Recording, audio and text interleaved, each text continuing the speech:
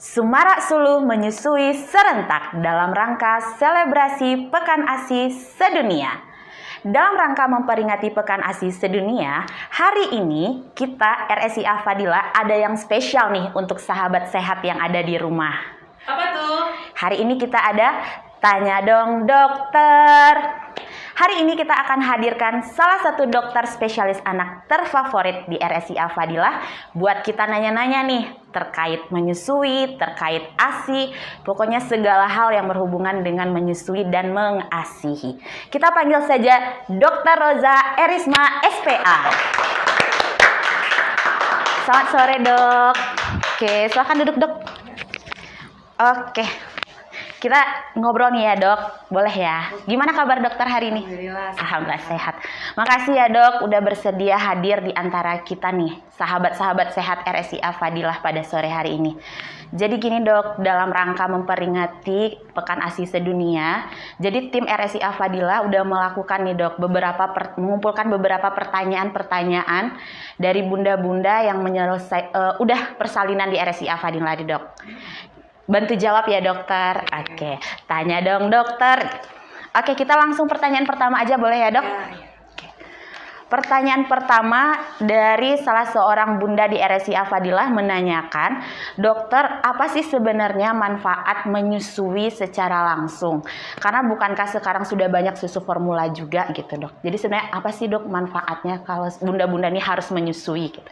Oke, jadi yang perlu kita pahami bahwa menyusui itu bukan sekedar memberikan nutrisi dari ibu kepada bayi.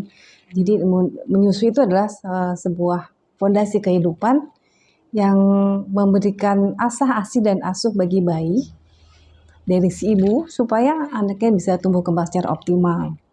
Nah, dengan menyusui ini akan banyak sekali keuntungan yang bisa didapat oleh ibu. Yang pertama, yang pasti adalah yang paling kuat, menyusui dia akan menciptakan bonding atau ikatan antara ibu dan bayi. Dan ini adalah ikatan yang paling kuat yang terbangun pertama kali ketika bayi lahir ke dunia ini dari ibunya. Dan situlah ketika si ibu memberikan ASI kepada bayi, itulah bonding terkuat yang muncul dari ibu kepada anaknya. Yang kedua, keuntungannya adalah bahwa ketika ibu menyusui langsung bayinya, ini secara langsung akan menyebabkan penundaan kehamilan baru.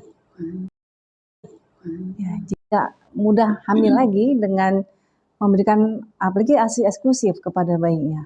Karena ketika si ibu memberikan ASI secara eksklusif kepada bayinya, hormon-hormon laktasi itu akan meningkat. Dan secara otomatis ini akan menekan hormon-hormon untuk terjadinya pembuahan baru atau yang secara tidak langsung seperti KB alami lah gitu ya. Jadi ibu nggak cepat-cepat baru beberapa bulan sudah ada lagi ya, jadi kasihan nanti. Iya, kasihan. Nah, tapi ada lagi nih, selain itu yang ketiga juga ibu bisa jadi lebih sehat. Kenapa? Karena dengan dia menyusui bayinya, otomatis payudaranya nggak bengkak, kemudian bayinya sehat, ibu yang juga nggak stres ya. Jadi enak nantinya ketika ibu menjalani hari-harinya dengan si bayi. Yang ada juga yang perlu kita ketahui ternyata yang keempatnya ada manfaat mencegah perdarahan pada ibu yang baru melahirkan. Itu kan banyak perdarahan tuh. Nah, ketika dia menyusui, maka secara otomatis hormon yang bekerja itu akan menyebabkan penyempitan pembuluh darah di rahim ibu, sehingga mencegah terjadi perdarahan berkelanjutan. Kemudian ini secara otomatis dia akan mencegah terjadi anemia pada ibu. Dan ini kasus yang sering terjadi biasanya pada ibu hamil ya, anemia atau kekurangan darah. Dan yang terakhir, yang ini juga cukup jadi satu hal yang baru, yaitu ternyata menyusui dari penelitian para ahli bisa menurunkan resiko terjadinya kanker payudara dan kanker leher rahim pada ibu. Luar biasa ini. Luar biasa banget ya. Berarti emang banyak banget ya Bu manfaat kalau bunda-bunda bersedia untuk menyusui bayinya secara langsung. Oke, kita lanjut ya ke pertanyaan kedua ya dok ya. Pertanyaan kedua itu tentang gimana sih dok? Jadi sebagian kalau sekarang tuh kan banyak banget dok, kalau ibu sekarang jadi wanita karir. Ya, jadi jarang banget nih. Kalau menyusui itu identik sebagai ibu rumah tangga, baru bisa tuh menyusui di rumah gitu. Kalau sebagai ibu wanita karir itu kendalanya terkadang gimana mau menyusui, sedangkan ibunya kerja dari pagi sampai sore. Sebenarnya gimana sih dok manfaatnya, keuntungannya kalau ibu bekerja itu untuk tetap menyusui gitu dok? Iya, jadi sebenarnya untuk ibu bekerja tuh tidak ada halangan untuk tetap menyusui bayinya. Bahkan di luar negeri saat ini, bahkan anggota dewan perempuan pun juga dia sambil berbicara sambil gendong bayinya. Dan itu bukan hal yang tabu lagi di dunia internasional gitu. Nah, untuk ibu-ibu yang bekerja, kalau dia tetap menyusui bayinya, otomatis pertama bayinya dia akan terjaga tetap sehat karena dia dapat nutrisi yang terbaik. Kemudian dengan nutrisi yang terbaik, dia dapat perawatan yang baik dari ibunya. Yang kedua, ketika si bayi dapat nutrisi yang terbaik, otomatis dia akan jarang sakit.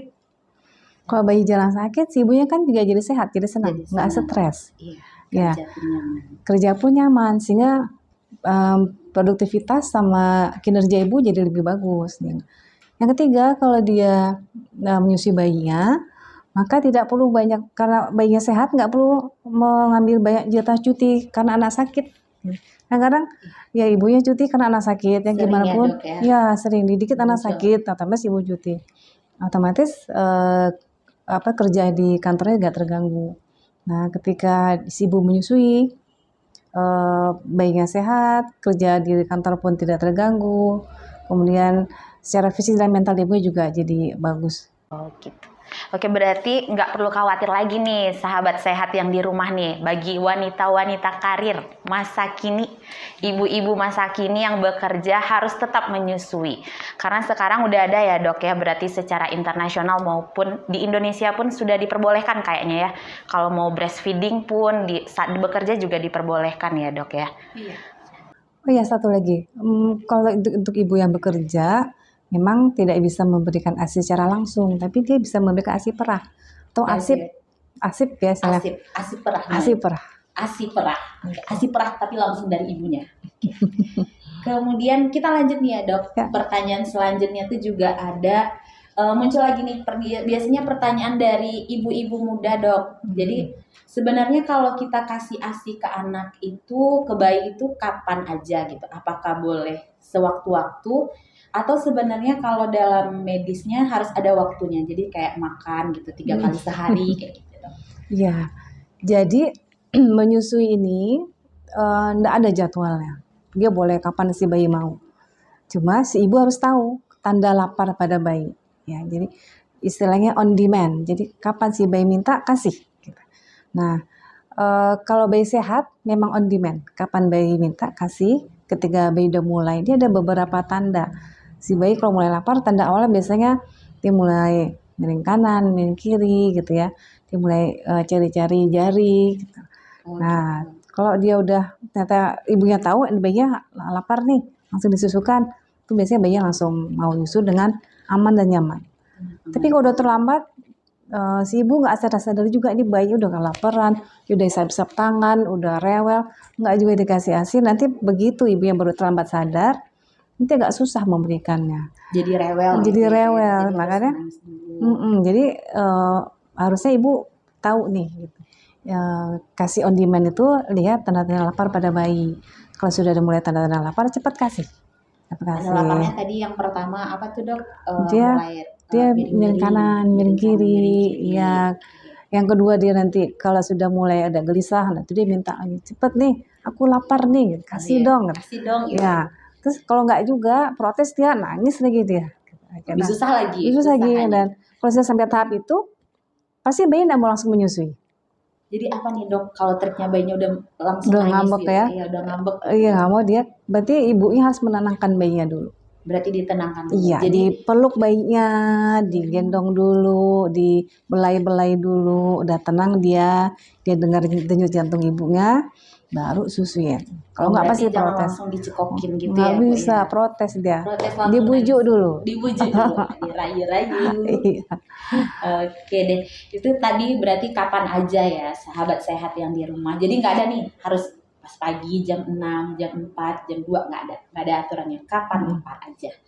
Oke, kalau nanti kan tadi kita udah bahas kan ya dok tentang ibu-ibu karir, wanita karir. Jadi dia pakai ASI tadi, ASI perah. Sebenarnya gimana sih dok cara penyimpanan ASI yang benar gitu dok? Apalagi kalau kita kerja di rumah sakit mungkin ada kulkas ya dok. Jadi mungkin ada yang di sekolah atau apa nggak ada kulkas atau gimana? Iya.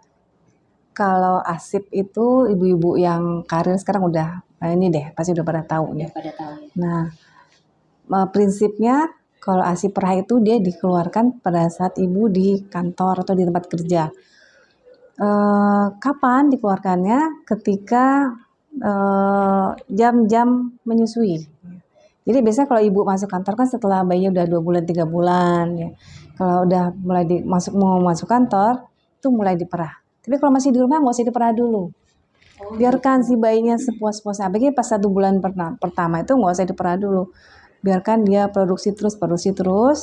Udah terbentuk pola menyusui yang bagus, udah terbentuk pola produksi ASI yang bagus, yang banyak.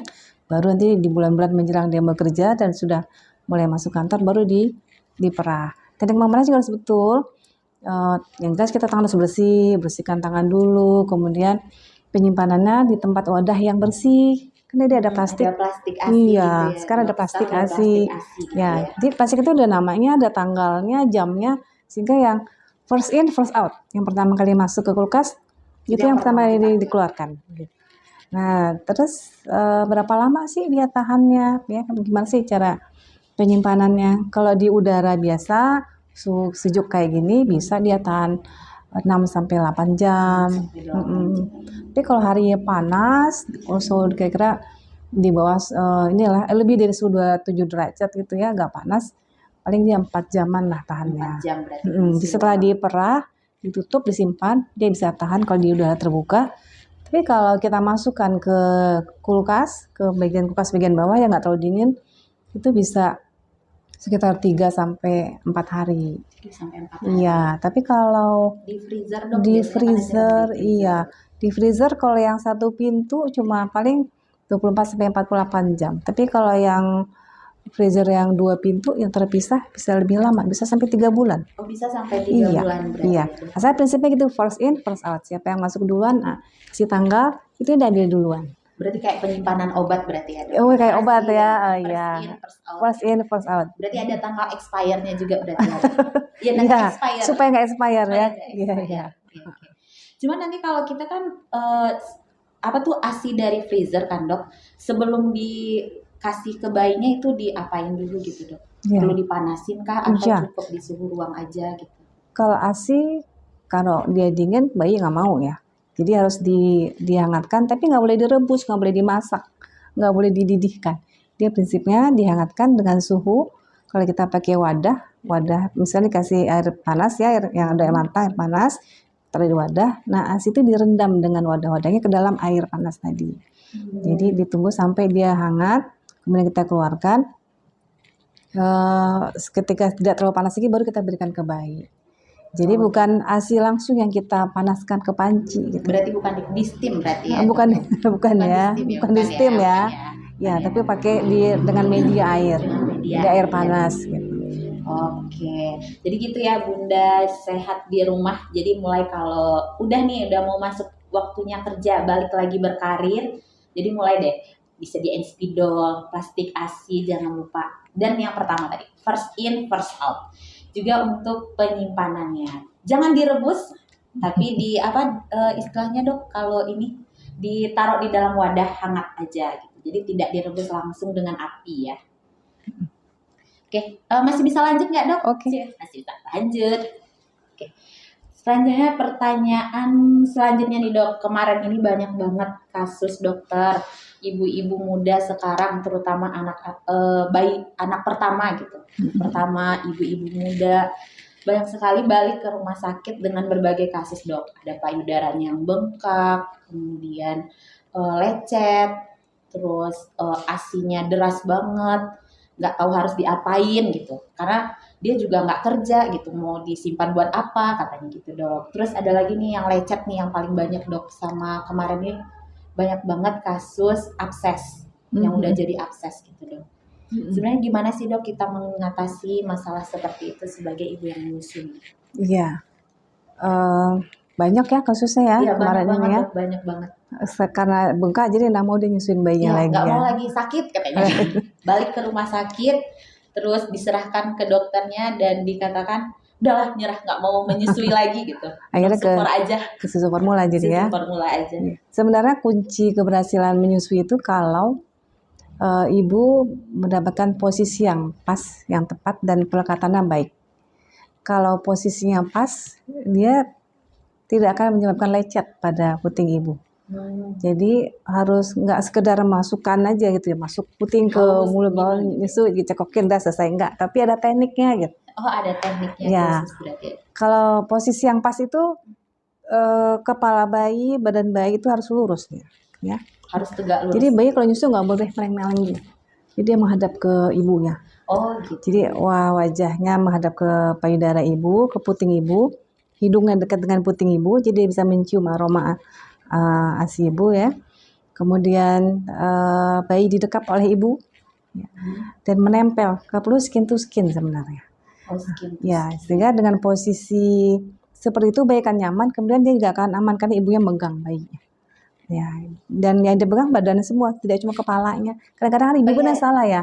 Kepalanya aja. dipegang. Satu lagi Dikasih pegang bantal. HP nih. Satu HP. Pantat ini. Nggak boleh. Nggak boleh berarti ya. Iya.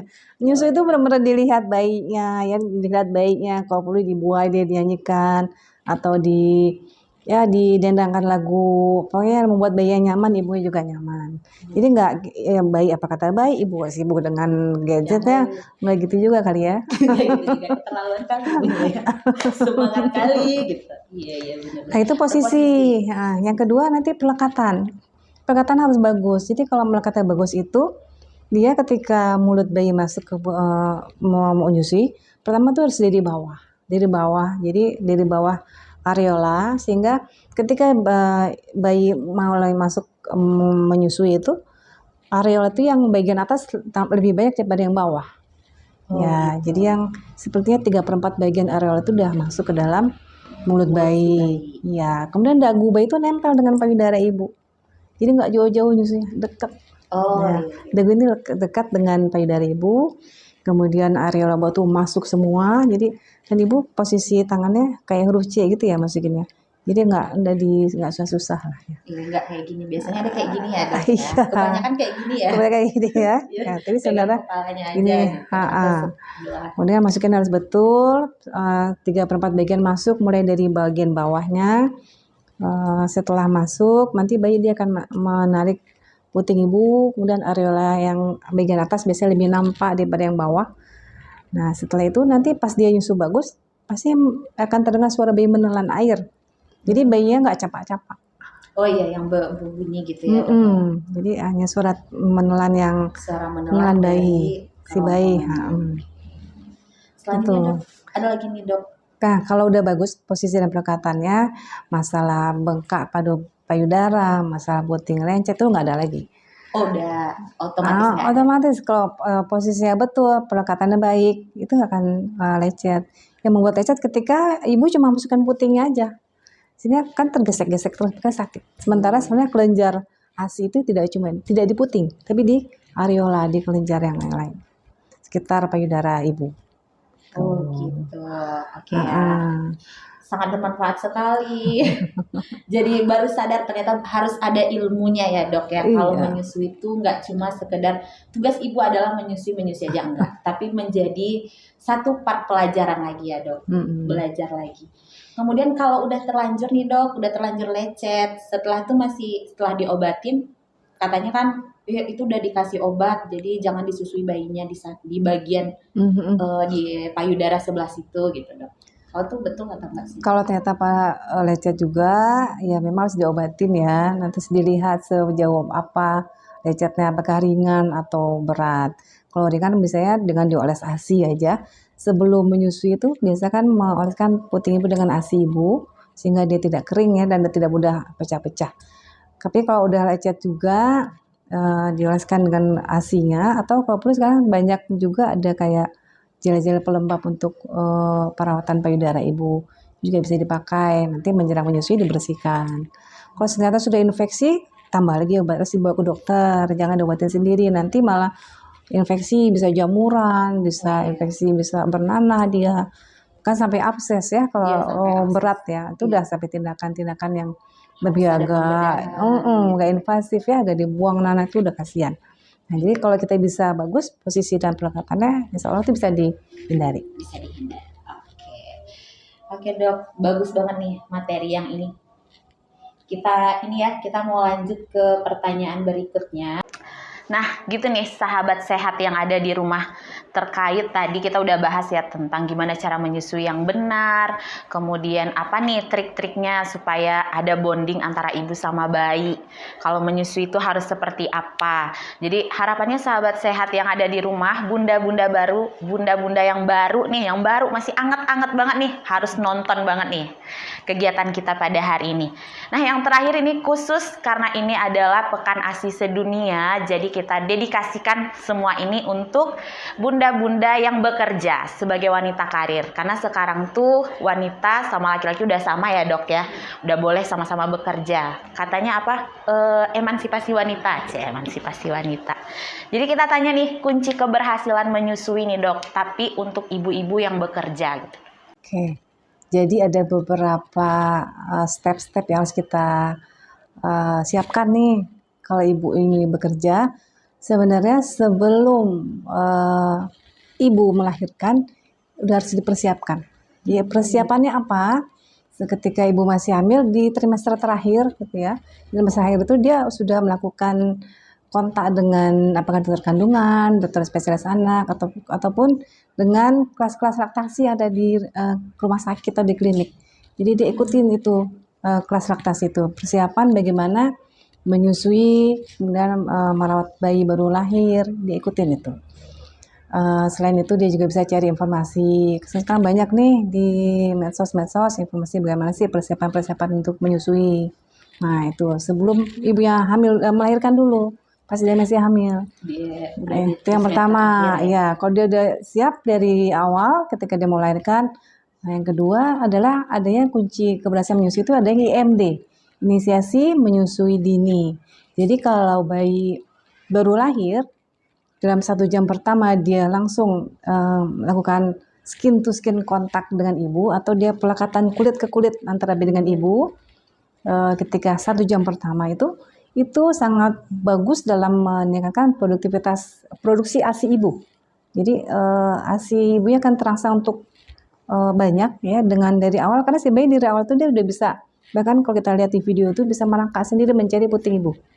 Nah ketika berhasil disitulah refleks hisapan bayi pertama itu yang merangsang refleks oksitosin ya, yang itu adalah untuk hormon untuk menaikkan produksi ASI, kemudian efeknya itu luar biasa. Itu yang kedua. Yang ketiga, ketika sudah lahir, sudah IMD, lakukan rawat gabung. Jadi bayi ini jangan dipisah-pisah sama ibu. Kalau bayinya sehat, kecuali bayi sakit.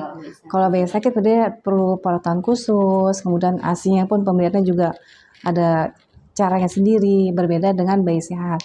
Kalau bayinya sehat, nggak ada masalah, rawat gabung dengan ibu. Kemudian lakukan ketika dia kan ibu menjalin bonding dengan si bayi yang menyusui, mencari posisi yang enak, gimana yang nyaman bayi dan ibu, sehingga kadang-kadang ibu muda ini kan masih canggung nih. Iya, canggung. Megang nggak canggung. Nah, iya, megang gendong nggak canggung, kemudian gimana tekniknya, sensasinya belum tahu. Ya. Nah, jadi disitulah di awal-awal baru melahirkan, biarkan ibu rawat gabung dengan bayi dan biarkan si bayi melakukan ASI on demand. Asal berapa bayi mau berikan, jadi nggak dibatas-batasi. Terus yang keempat itu si ibu harus tahu tanda lapar pada bayi. Nah yang tadi, jadi bayi itu kalau dia sudah mulai lapar, dia ngasih tanda nih, ya kan? Ada yang pertama yang meleng kanan kiri, kemudian ada yang sampai hisap jempolnya gitu. Kalau sudah terlalu terlambat baru dia nangis-nangis. Nah, jadi ibu ini harus tahu kalau anak kemarin kayak gini, oh dia lapar nih. Kadang-kadang tangisan bayi beda-beda nih. Ini nangis lapar nih. Ini nangis karena pipis atau popoknya basah. Berarti beda ya? Nah, iya. Kirain sama. Beda ternyata. Nanti kalau ibunya deket dengan bayi dia kan tahu, oh ini si bayi minta digendong, dia minta ASI gitu. Nah, terus udah dia tahu tanda lapar. Yang terakhir ibu harus tahu keterampilan bagaimana memerah dan menyimpan ASI. Jadi memerah ASI ini ada tekniknya. Kemudian menyimpannya juga ada caranya. Ya, jadi harus bersih tangannya. Kemudian penyimpanan juga harus betul. Wadahnya bersih. Jangka waktunya pun juga harus terukur, kemudian first in first out gitu ya, sehingga dengan semua itu ASI yang terjamin, bayinya juga tercukupi kebutuhan nutrisinya. Iya, nah kalau terlaksanain semua 6 step ini, ya, insya Allah dia akan berhasil menyusuinya. Berhasil menyusuinya, Iya. terutama pas ASI eksklusif ya dok. Iya, Harus berarti meskipun ibunya bekerja, sebaiknya ASI eksklusif tetap Ya. untuk si bayinya gitu. iya, di ASI eksklusif itu 6 bulan pertama si bayi mendapatkan ASI saja, tidak ada dikasih air, madu, sari kurma, ya, Sari kurma. susu formula atau apapun, atau air jeruk kadang-kadang ya. Iya, air Dan juga atau makanan padat nggak boleh. 6 bulan pertama nggak ada dikasih pisang, nggak ada dikasih apapun. Ya, kecuali yang boleh adalah vitamin atau obat-obatan yang diperlukan oleh bayi yang atas rekomendasi dokter. Nah, kalau dia sudah dapat ASI eksklusif 6 bulan pertama itu khusus pencernaannya akan bagus, terjaga, kebutuhan nutrisinya akan tercukupi, nanti tumbuh kembangnya akan sesuai dengan garis tumbuh kembang bayi. Jadi ibu-ibu bisa lihat tuh di buku KIA-nya. Oh, di buku KIA-nya ada berarti ya dok? Ada tuh gimana memantau tumbuh kembang bayi. Umur sekian, beratnya sekian, cocok nggak, masuk di grafik nggak? Itu bisa dipantau. Jadi ibu harus baca buku itu tuh. Bagus, lengkap sekali. Lengkap ya dok Lengkap. ya, kalau di buku KIA itu sebenarnya udah ada sampai Iya. imunisasi pun nanti sudah ada di Iya. sana ya dok. Heeh. Cuma masalahnya kebanyakan nih dok, kita malas membaca. Iya. Jadi mulai hari ini harus membaca Baca. buku KIA-nya ya dok. Iya. Jadi emang penting banget ya untuk bunda-bunda, kemudian sahabat sehat RSI Fadilah semua.